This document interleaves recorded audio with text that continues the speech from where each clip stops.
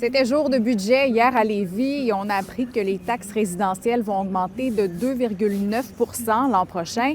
Mais pour limiter la hausse, le maire Gilles Lehouillier a admis qu'il a dû faire des choix plus difficiles.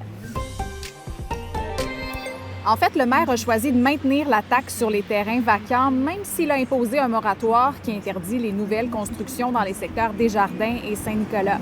Et cette taxe-là va rapporter à elle seule 15 millions de dollars dans les coffres de la ville. Sans la taxe sur les terrains vacants, Lévis aurait pu être forcé d'augmenter les taxes résidentielles de 8,25 Gilles Lehouillier juge que la mesure est équitable parce qu'elle force les promoteurs à payer une partie des investissements à venir dans les infrastructures de Lévis. Mais l'opposition juge immoral de taxer un promoteur pour un terrain qu'il ne peut pas développer.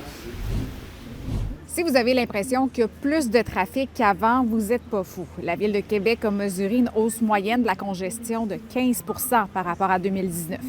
Le matin, entre 6 et 7 heures, l'augmentation a même atteint 29 Ça fait en sorte que le gestionnaire artériel de la ville est fortement sollicité. Ça, c'est un système qui permet de surveiller les feux de circulation à plus de 700 intersections et qui intervient au besoin pour alléger la circulation. Depuis 10 ans, le gestionnaire artériel a permis de gagner de 10 à 15 de capacité routière aux heures de pointe, mais la Ville de Québec admet que son système a atteint ses limites. D'ailleurs, ce matin, nos collègues sont allés au centre de contrôle pour voir comment le système fonctionne. Et la Ville nous dit qu'elle veut maintenant utiliser l'intelligence artificielle pour la gestion du trafic. Ce matin, la station touristique Massif du Sud a annoncé un investissement majeur de 75 millions de dollars pour développer son offre 4 saisons. Ça comprend notamment la construction d'un village de 20 micro-chalets, un pavillon récréatif intérieur, le remplacement de son chalet principal conjointement à un projet de condo-hôtel et le développement d'une offre de vélo de montagne.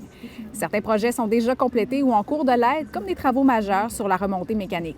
De l'enveloppe de 75 millions, 5 millions de dollars proviennent du ministère du Tourisme et 4 millions de dollars proviennent du Fonds propre d'investissement Québec. Là-dessus, bonne journée!